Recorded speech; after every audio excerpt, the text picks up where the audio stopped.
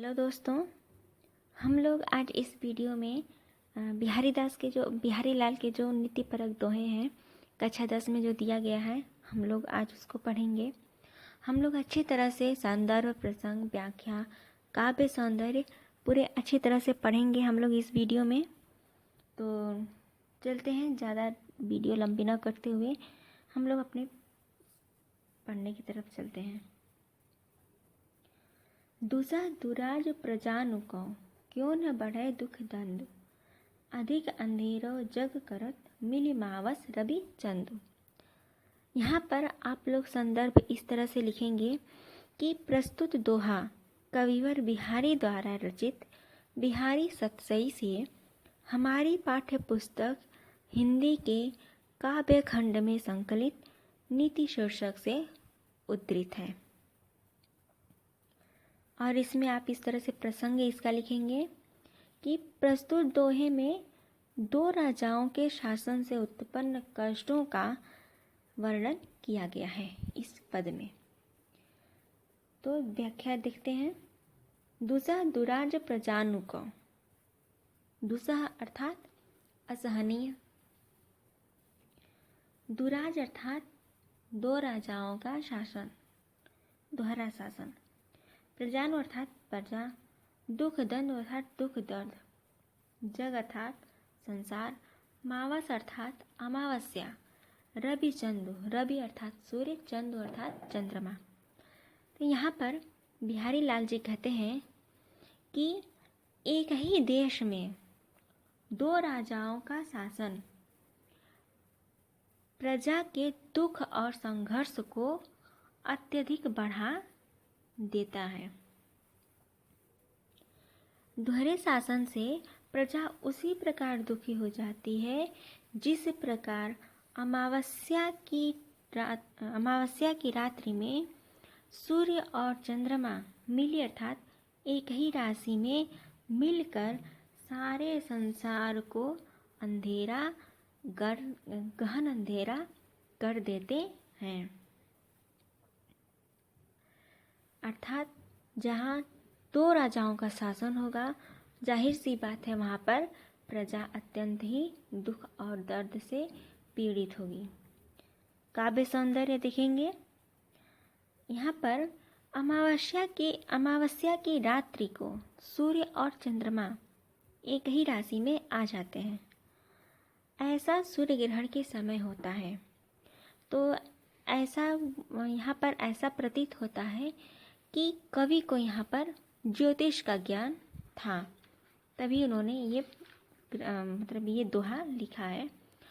और दूसरा आप लिखेंगे कि दोहरे शासन प्रजा के कष्टों का वर्णन यहाँ पर कवि ने बहुत ही एक अमावस्या को उदाहरण दे करके बहुत ही अच्छे ढंग से यहाँ पर कवि ने कहा है। भाषा ब्रज भाषा है, शैली मुक्तक है, छंद दोहा है और रस शांत रस है। अलंकार इसमें श्लेष और दृष्टांत अलंकार है।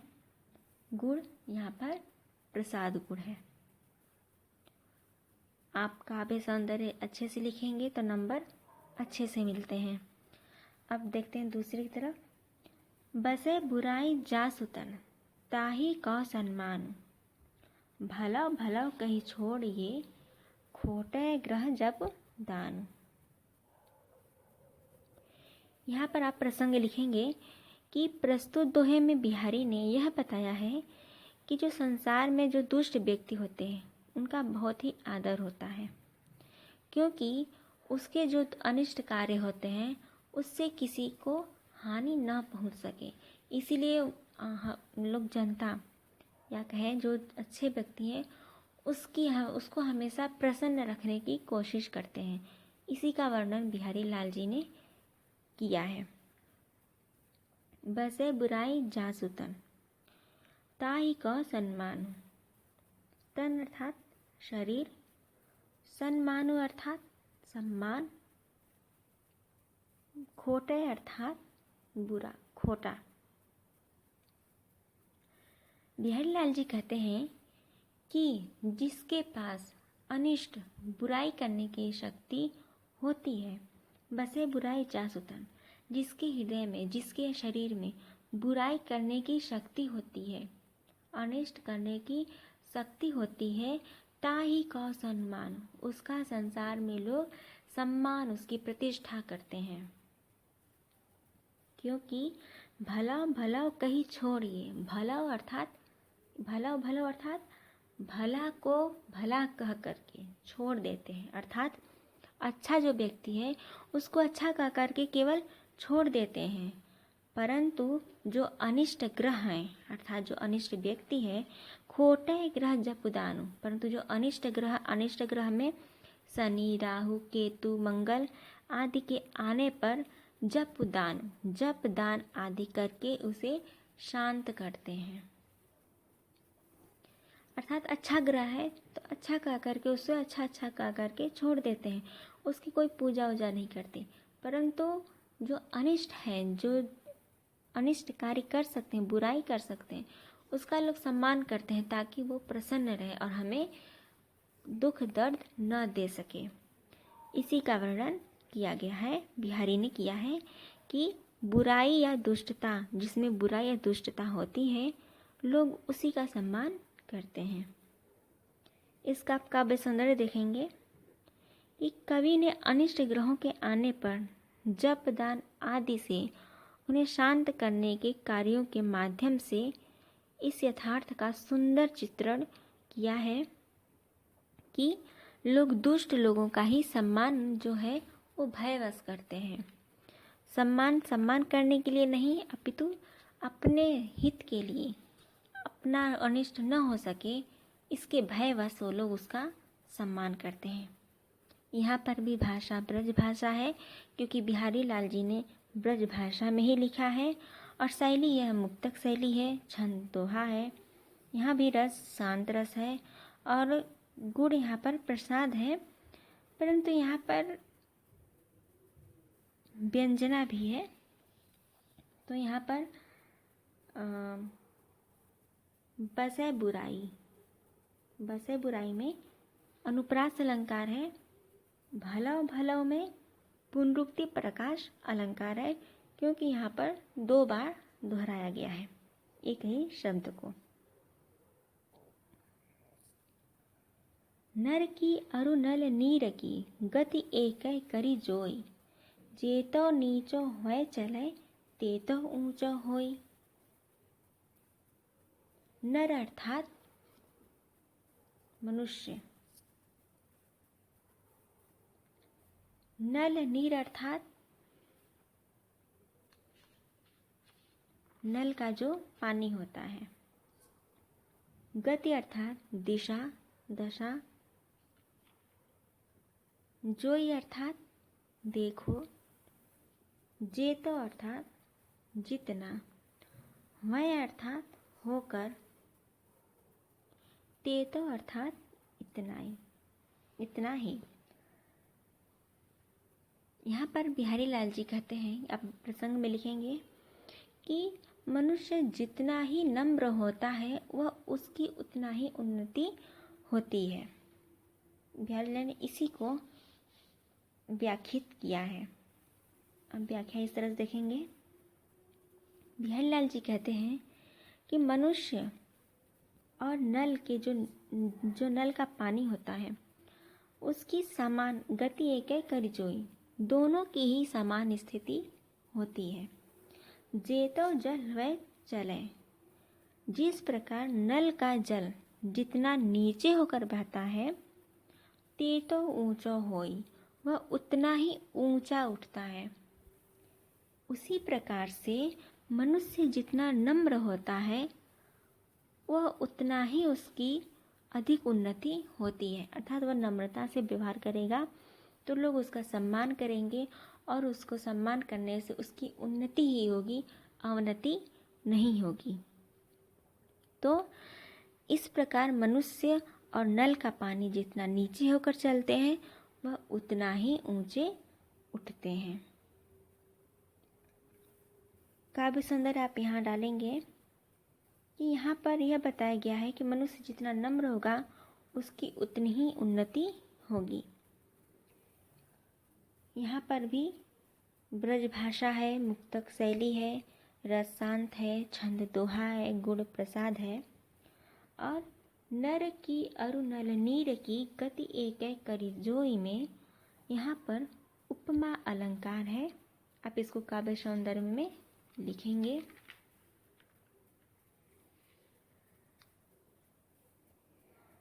अगले पद की तरफ देखते हैं।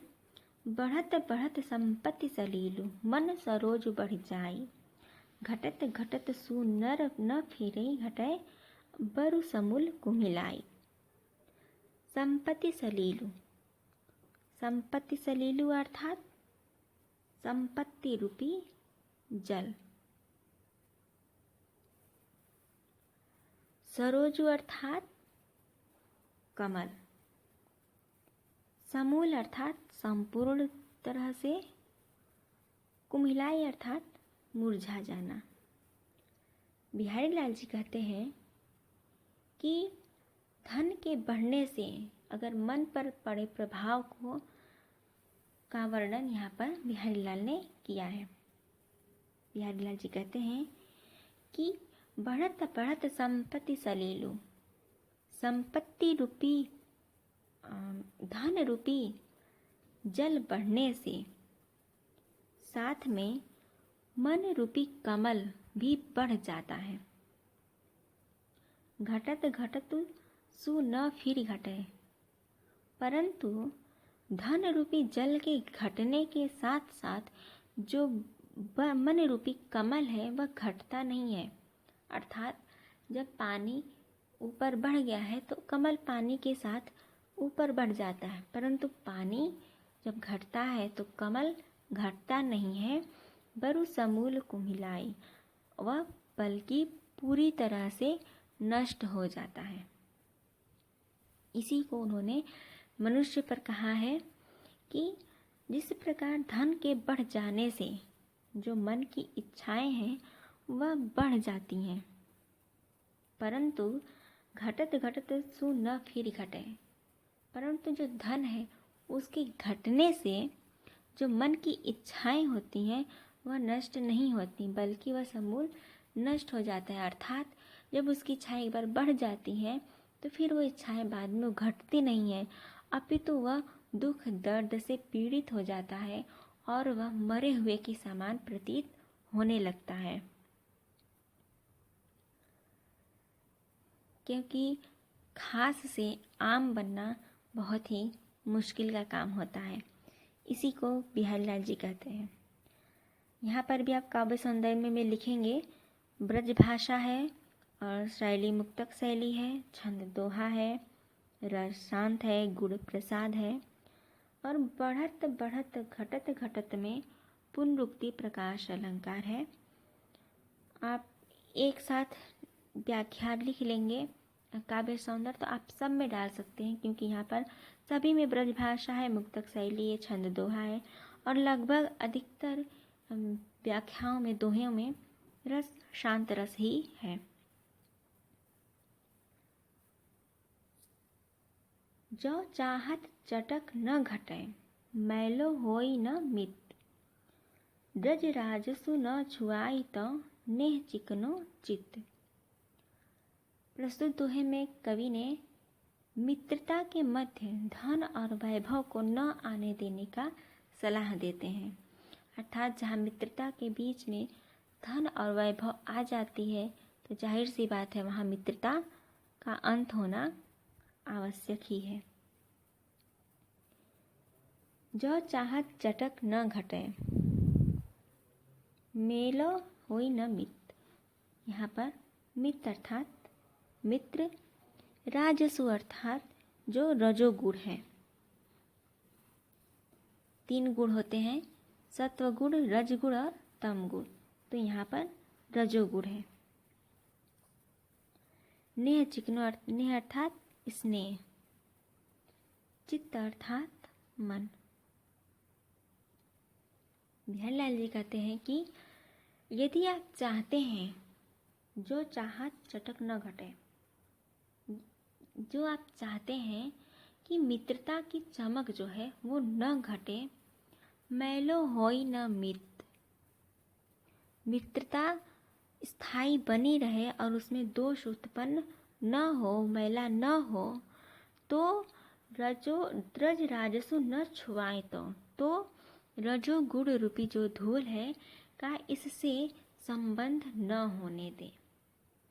धन अथवा किसी अन्य वस्तु का लोभ मित्रता को मलिन कर देता है। नेह चिकनो चित्त, मित्र के स्नेह से जो चिकना मन है उस पर रजोगुण रूपी जो धूल के स्पर्श से मैला हो जाता है।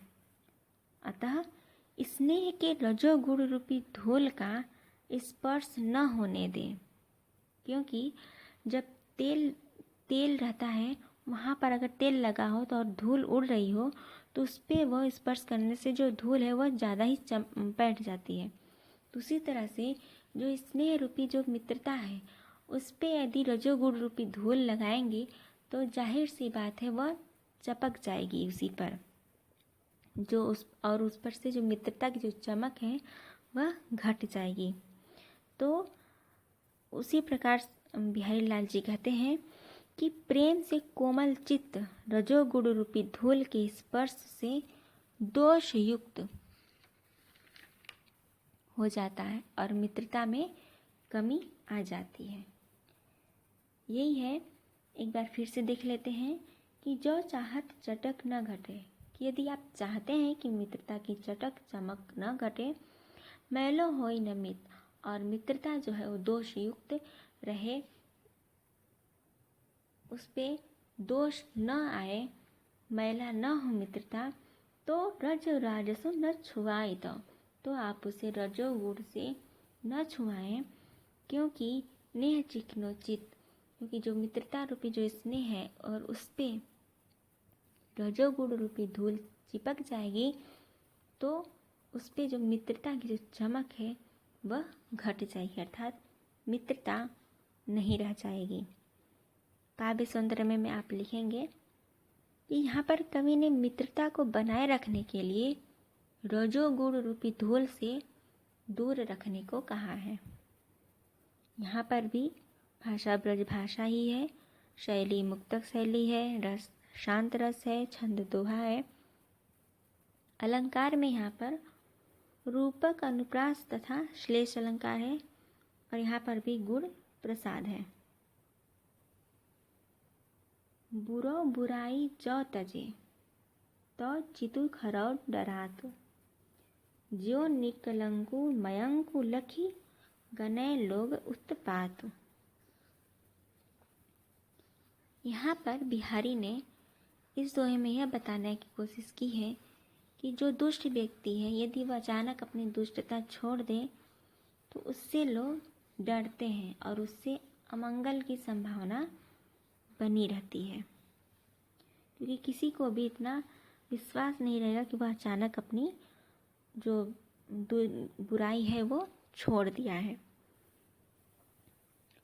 तो यहाँ पर खरौ अर्थात शुद्ध, निकलंकु अर्थात स्वच्छ और मयंकु अर्थात चंद्रमा, उत्पात अर्थात उत्पात उपद्रव, गनय अर्थात आशंका संभावना।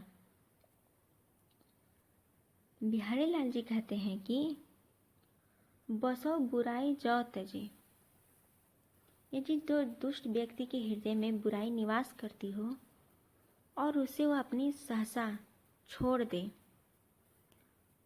तो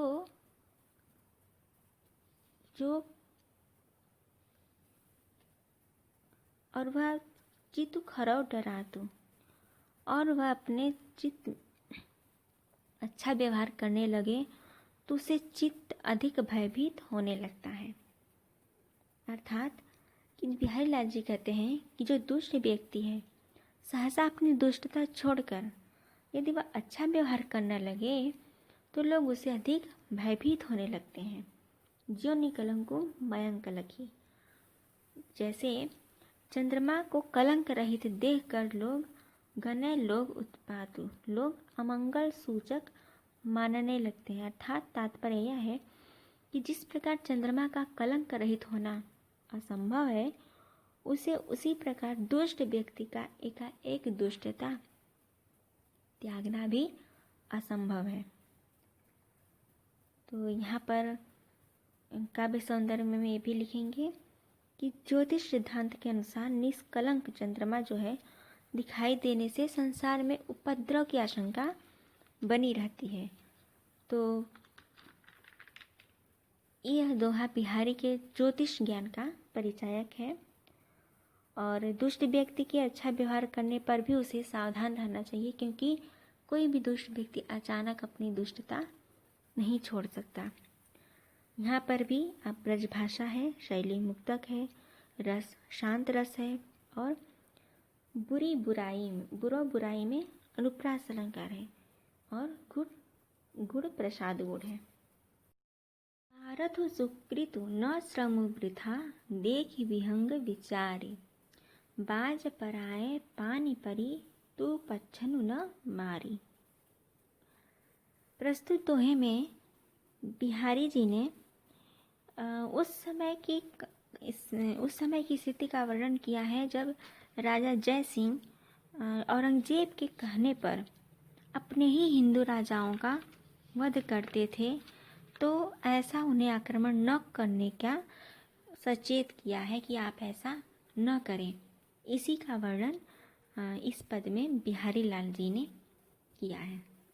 तो देखते हैं, स्वार्थ अर्थात अपने भलाई के लिए किया गया, सुकृत अर्थात यश, वृथा अर्थात व्यर्थ, विहंग अर्थात पक्षी, पराए पानी परी अर्थात दूसरे के हाथ में पड़कर, पच्छनु अर्थात पक्षियों को या अपने पक्ष वालों को। बिहारी लाल जी का यहाँ पर दो अर्थ बनेगा। पहला अर्थ बाज के रूप में बिहारी लाल जी कहते हैं कि तू अपने मन में, हे बाज पक्षी, तो अपने मन में विचार करके अच्छी तरह से सोच विचार करके देख ले। पराए पानी परी, यहाँ पर पराए अर्थात दूसरे के हाथ में पड़कर, तो यानी शिकारी के ही हाथ में पड़ करके, तो हे बाज पक्षी, तो शिकारी के हाथ में पड़ करके अपने ही पक्षियों को, अपने ही साथियों को तू मारता है। इससे न तो तेरा कोई स्वार्थ ही होगा, अर्थात इसमें तेरा ही कोई लाभ होगा, और न ही यह कोई अच्छा कार्य है, अर्थात इससे तुम्हारा कोई यश भी नहीं मिलेगा। सुकृत अर्थात यह कोई अच्छा कार्य भी नहीं है। न श्रमु वृथा, और जो तुम्हारा श्रम है वो भी तुम्हें नहीं मिलेगा, अर्थात जो तुम पक्षियों को मारोगे वो तो तुम्हारा मालिक ले लेगा, तुम्हें तो कुछ भी नहीं मिलेगा। तो बिहारी लाल जी कहते हैं कि अब तुम मेरी सलाह मान करके अपने ही साथियों के पक्षियों का वध तो मत कर। दूसरा अर्थ ये बनेगा, राजा जय सिंह के पक्ष में उन्होंने कहा है, हे राजा जय सिंह, तू विचार करके अच्छी तरह से सोच विचार कर ले कि तू बाज पक्षी की तरह अपने शासक औरंगजेब के हाथ की कठपुतली न बन करके इन हिंदू राजाओं अर्थात पच्छनु न मारे, अपने ही पक्ष वाले हिंदू राजाओं का वध मत करो, क्योंकि इस कार्य से न तुम्हारा स्वार्थ अर्थात इसमें न तो तुम्हारा ही कोई भलाई है, सुकृत अर्थात न इसमें तुम्हारा कोई यश ही मिलेगा, न श्रमु व्यथा, और यह तुम्हारा जो श्रम है वह भी व्यर्थ चला जाएगा। तो बिहारी लाल जी कहते हैं कि इसलिए तू हे औरंगजेब, इसलिए तू हे राजा जय सिंह, औरंगजेब के कहने से अपने ही पक्ष वाले हिंदू राजाओं का आक्रमण करके वध मत कर। यहाँ पर काव्य सौंदर्य पे आप लिखेंगे कि यह एक साहित्यिक घटना है। तो राजा जय सिंह और औरंगजेब के राजा जय सिंह ने औरंगजेब के कहने पर हिंदू राजाओं के विरुद्ध युद्ध किया था। उन दोनों में तय था कि जो जीता हुआ राज्य तो औरंगजेब का होगा, लेकिन जो विजित राज्य की जो लूट की जो मिला जो धन होगा, धुआंधन, वो जय सिंह का होगा। जो मिला हुआ धन होगा वो जय सिंह का होगा। तो और यहाँ पर यह दोहा इतिहास की वास्तविक घटना पर आधारित है, इसलिए इसका विशेष महत्व है। यहाँ पर भी भाषा ब्रज भाषा, मुक्तक शैली, रस शांत, छंद दोहा, गुण प्रसाद एवं ओज है। और यहाँ पर पच्छनों में दो अर्थ पक्षी और पक्ष वाले होने से इसमें श्लेष अलंकार होगा। तो आपको वीडियो कैसा लगा शेयर ज़रूर करें, सब्सक्राइब करें। देखने के लिए धन्यवाद।